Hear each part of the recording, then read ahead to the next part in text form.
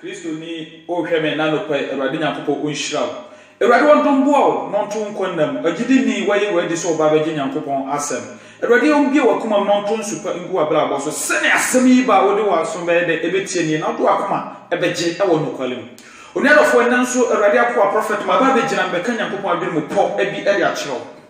Debia makacho se asema bema waye den wanya nkwaje ama okra asema bema watena sase so na wababra bo papa asema bema se danka ma Awurade ba wanya ne nsani fa bisu akọ ene na Awurade fa me so debia na waye den ode bro ene di asem na oniadofo ene nso me no wobeka ene me no ba beka asem kakra bi asema mhuhia asema etumpon asema emasa na Yesu Kristo ba onso benya ne nsani fa bisu aye den akọ asema se ne papa no ba onso wonya yera ba asema emma papa no ba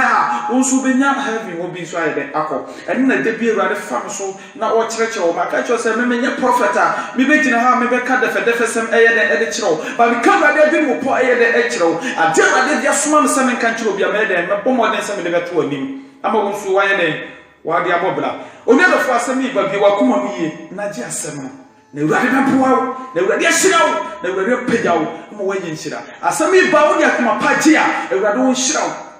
na Awurade ma nya nkwaje enye de emfa ma okra oniadofo hwe me no ba be kaje bi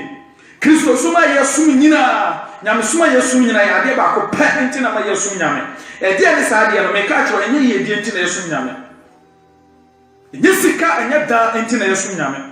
enye ka sa obeto enti na yesum nyame brother enye dia na obetira asase isu enti na yesum nyame but ya de ba ko pa na ma yesum nyame osisero Nyankopɔn do wiase ni se ode do ba kro a wo no ma ye se o mewu ngi yankwa ya ayira no o mewu ye de ngi yankwa brother na me kasa kyerɛ ɛyɛ kwaji nti na me no nyɛ yesum Nyankopɔn se me no nyɛ be na heaven ho aye de akɔ heaven nti na ma yesum Nyankopɔn praise the living God na kwamba na obefa so obenya heaven ena me no ba be kasa asem o ka obi se dada ye ka se Yesu ba o ma ye ka te wiase be se brother me ka se bi a kyerɛ according to Psalm 89 verse 47 was say karuna tia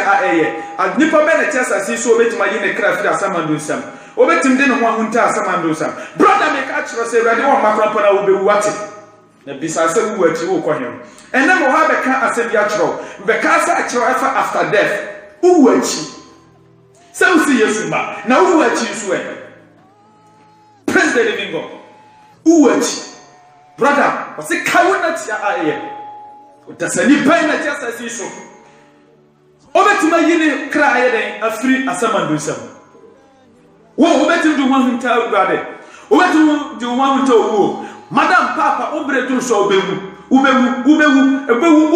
na kona obewu say yes why a mistake and then you preaching kwaje a kyerɛ wo ntie obi ba gina no so mic man fi se kwatasam bi na wo ka ade kyerɛ ye ka na de adu po ya de a kyerɛ pese wo kra ye de nyankwa ya pese wo Nyankopɔn sani fa so bi so ye de ekɔ Awurade won hyira so de akoma page asemi according to Philippians chapter 1 verse 21 to 23 o ka se bi wo o se owo ye mfa so de ma nipa owo ye mfa so de ma Kristofo pese be ka na kra bi kyerɛ owo ye mfa so de ti owo ye nsuro wo wo ye Kristo ni na se obotene ni abrabɔ e wasasi so a wo ba nsuro ye mfa so de ye de ma praise the living God according to Proverbs chapter 14 verse 32 also ka se bi Proverbs ka se bi se o se o tene ni woni wo so de anida so na obonefo de ye to no twene de ne boni mu obonefo de ye to no twene ne boni mu na Kristo ni o tene ni woni de ne wo so mfa so brother me kasa kyerɛ wo so mfa so ana David said na wo sesi a wo kɔnyefa ga me kasa kyerɛ me kasa kyerɛ ne metima gu a kyerɛ metima gu David metima gu David owo da ho manipa bia metima gu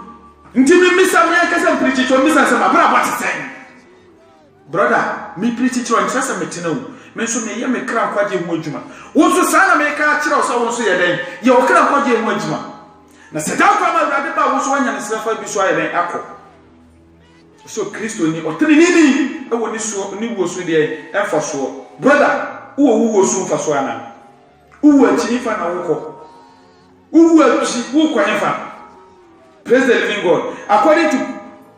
Hebrews chapter 9 verse 27 what can say me o se twase ni pa wo preko na ni wo achi no atabo e de e wo there is judgment for you after death that is judgment wo achi owu achi uwachi uko bua kontan brother ma me papa wutie mo nua brante wutie mo baba wo wutie me ne wafa brabo bia bo ye ka wutie kasa kire wutie hwe pesa me kire wade wate ubetima ko hia kwanhia ubetima ko yade betima bo ubetima wunne ubetima na hwe amanfo bebere mu o ante se wo sen omu ko bi so mo so mu awu achi no ma ye den omo wo hefa unnim brother me kasa kire wande sa kire wade na Kristo wate ma me wo ka kasa kire sacha wade ne de ema Kristo yamfa ye dia kwa heaven adiaba kwa kasa me kire no ba sa oba je wade di na sum wo no kware ma ye de timba wo so automatically me ka na kore bia kire na say ye dia ma wo so a man kan hu say enanti no unya heaven ko because you can Bible na according to Romans so say ohiani ewa da so eno ene sombo ewa wade ni ohiani wo ye kese wo nyamyani efo ni hia na to samri me ka kire man ko diewu enko nyisika man ko mala miso man ko adroso man ko esakawa esense ko jesakawa masa me ka kire bro se mon chade kwa ebeduru ba bi kwanhye betima nyawo ebeduru ba bi ohaw bi betima to wo bewu na wu achi no ewrade be bisa se moja wo hwegu ye no aye dan na hwe moja lebu ye saata wo bekwa country nyankopon se na ho kire enti na wo ye se na nyame a kire se ye fa ye de ye de emma heaven enti wo ye ni na wo ti ye nyina no kobunu sam jam e jama hihya ma abrosa na pamfo ko to bobi na brother saata na bu na mane na ye kasa kire kanya kupon adu mupo ayere ade a kire o se etwase nipa wu Hebrews chapter 9 verse 27 etwase nipa wu preko na ni wu achi no temu obi yere eda ho edman brother satrawadwena fa homa Kristo ye na urade wonjew according to Ecclesiastes chapter 9 verse 12 okasan bi ho o se se ne mpapa eden suoma esaw ayino no mpata dan suoma esaw ayino na anoma so fidie ayino sa na onipa da no so be ye ebeye brother na mpata na wo we no fish na da wo na mo so no ensesa wa na wo we no na wonim se wo ko ba bia ma esaw ayino is by mistake esaw ayino wa we anuma na wonim se otu akwaba ma obi de tire abon anuma otu ye obi de tire abon ko no fidie tim kochi na owuye sana nipa wo so de be ye wonim ba bia obetima wu obetima ka se wo kra wo ko hayaba wo be kwa aba na wanya kwanhia na wawu wata se nipa obetima ke de adwan ko obedi obetima di udi yiwe ya na obi akose na wawu brother obetima ka se wo ko party wo ko party di na obi akwa kwhia boto pa wawu he brother me ka sa chiro pa wata wasese ne papa asawi no na fidie achi amama abra omani na omoso sa na nipa wu nso be ebe brother me kasa kire wu achi after death eni ne hia not now hwehwe kwaje afama okra ma urade mbra wakuma e pesa kire wade baako baabo na eda wono Kristo so mo ye nam ne ma mienu peso na eko heaven nyema mienu pe ye die kam nyema mienu pe na nam so de ko heaven enene de according to Revelation chapter 14 verse 12 okasembo Revelation 14 verse 12 osedian osi eyegidie ene nyankopon ede ahyedie mransem mekasa kiro uti nyankopon di wi a no aba be de no aba be di ne mransem so no aba be di na hyedie so no aba be di na hyedie so je o ka kiro wo no je adwamammo jamumuyo jankonso jaboniye jaisamnom jaisei jadwaman sani ema no atonchan jawudie brother se won jaya wu achi wa mane pa na me kana so bi acho wu achi wu na mane pa serious one wa mane amen yakasa chirewa muntie ewu na chi o brother me se ewu na chi ena ya dia eya ye kati nyankopon de na di kire ya munjini ewu na chi aya me kaya na semi su brothers kata wa wate ma Kristo mre wa kuma hwe nkwaje ma okra fa nyame asem na nyame akwanso di nyame mra asem so enye ye ho bi na taya ye begina ye ka nyame asem kire wo brother enim de yim amen fa humba Kristo fa humba je kwan fa humba je obo so ba asase awo soma ne doba na bae se o mewu nji enko obetim te ni kwa ato ho ama me nu miemu aden ene boni aden ne hudie aden ko konsan aden ne mumuyoyi aden ne konsun aden ne ani breni adwamambo yi brata me kasa chewate osu wachi according to Jeremiah chapter 22 verse 10 okasembi o si efunu na eda ho ma yensu no na ma yensu babia okro eno na yenye de yensu nti funu da ho na wokosufu na masa ho hawo su ne kra babia eko amen because enne ye jeni no enne ye kwantuo a Christopher yetu hwe uwachi no enne ye jeni na nkasa yetu no uwachi jeni a ye kan jeni no uwachi no enne ye jeni no na samre dia nti na Bible ka asem bi say so when you say japade na hwere won kwa faso be na obede unya faso be no because obetima nya we say japade nyina wo fa nko heaven da wo fa nko so ho da wo ye fa ndi wachi da ye nya bibia da wo be jani nyina wasase so ma obi ayusu afi aden ni wukoku obi ba na wo de akonye sika wotie aden ti wukoku obi ba na wo de agi sika aden ti wukofo obi oba ne na ada na wode na sensuo akoya aduro adenti akoya obi pant e de akoya aduro na nipa na asia pro brother wonso wo wakatua ye dey eda ho twen wate sachira wadine this is the time sachira wadine wo achi wo be mabo opanya mabo e bia wo ye wadine se wo ye na eduru ba bia wagya me ka chiro ntina Bible no kan ye no o se ka wo na tia a eye wonim da wo bewu odasani ban ne betuma yimi ne kra afira samandun sam brother hwe wonim da wo bewu wate wonim da wo bewu uwati ani ni jeni no sachira wa gane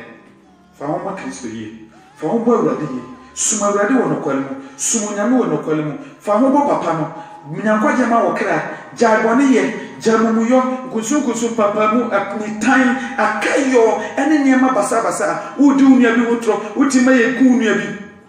sikani pretty na uwachi uwachi miskat no so bete uwachi no bete obaka yes prophet Philip obegina okachiro wala se prophet in Kenya ngopon asem and na prophet atrofo na aba na went in Kenya me asem but me am true sent from God say ngopon asem me kana seven chiro brother apantra metima yama osisia e bia how bia wo na mafiri so no me catch your prophet bi o watena na say for 10 years so teminya da mi gina nya me asem so metima yam just sometime e dia mawo abe wonwa Kenya me adunu mpa kire o yenimde yehu o kwa so na Kenya nkopɔ adunu mo pon kire wa masa frim yede for webra frim wa ira wasi de fum nindia kwa so no tina samanfo asafo wo yeden fum nindia o fum like o tina samanfo asafo according to Proverbs. Praise the living God. Until we are for against such a idea where they a winning pa. A true Bible according to Luke chapter 13 verse 1. Na Galilee for you could Galilee for binu. Oh, Pilato could Galilee for binu de bois for dear. My mentor. No one himself, oh, yet, or walk up for shares and conscience. And of Galilee for no, a you who where they said Pilato, like Galilee na Pilato kuomo. Into Pilato ku send me panon. Okuomo utie ena amanfo kobo Yesu amane se nkrofo sei anasa die sei ena Pilato aye wo de kokan according to Luke chapter 13 verse 1 wo beti de make yase ebia na menchiro muye na Yesu si omo se sa nkrofo no ugidi se omo aye bone ese obi ana ugidi se omo na ye abonefo ana da bio na mo ya kwanhia no mo ye de akohia enti se ne nipa na wu no saa nso na wo so suwu kra wo so benya kwaje ama wo kra na wasa kire wade enya sa owuo no betima to that time the same thing. Praise the living God. Won betima to the same thing. Brother me kaura de ajun mpa kire wate kaura de ajun mpa kire pa serious one am ka kire nem se no benya kwaje ama wo kra